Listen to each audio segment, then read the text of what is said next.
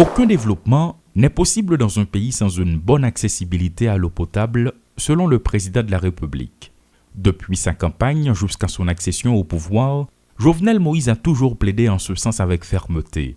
L'inauguration de la nouvelle infrastructure hydraulique située à Vivi-Michel ne pouvait que réjouir le 58e locataire du Palais national qui parle de sa capacité de production. De 8 500 000 gallons d'eau par jour, il répond à un besoin exprimé depuis longtemps par les populations de ces zones précitées. Un grand pas a donc été fait.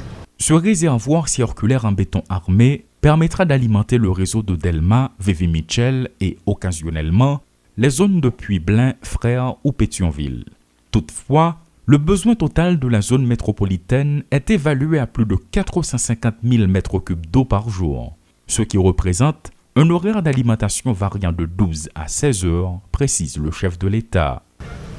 La seule ombre au tableau ce matin est que ces eaux proviennent de forages de puits.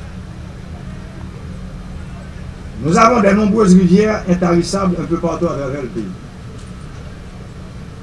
Elles jettent dans la mer des milliards de mètres cubes d'eau annuellement. Elles occasionnent des inondations et causent d'énormes pertes en vie humaine et en biens. Pourtant, le pays rencontre de sérieux problèmes pour fournir l'eau potable aux populations. L'eau ne manque pas. C'est la gestion qu'on en fait qui est désastreuse. Cependant, les insatisfaits du président laissent rapidement place à une légère pointe de critique.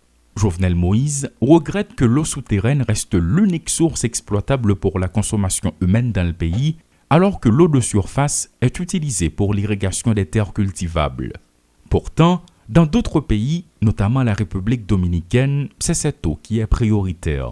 Les ressources sont là, mais la gestion préoccupe le premier mandataire de la nation. Malheureusement, une seule de ces rivières aujourd'hui a un réservoir dessus. Je veux parler de la rivière Marion, qui est en phase finale.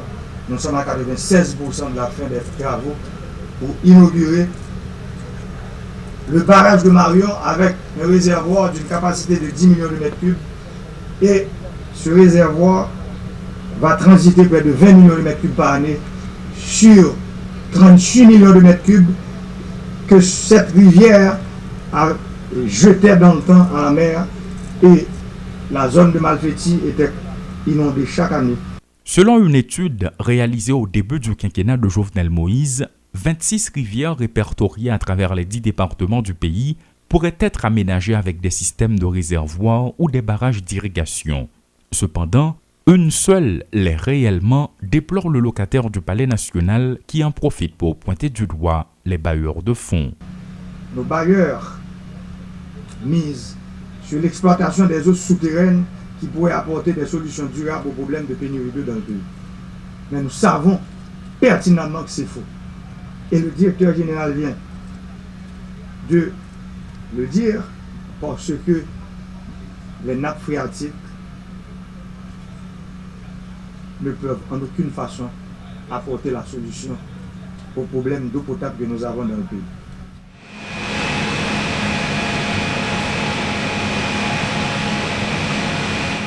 Une initiative qui vient à point nommé pour soulager les citoyens de ces zones. En revanche, un plan de maintenance est-il prévu?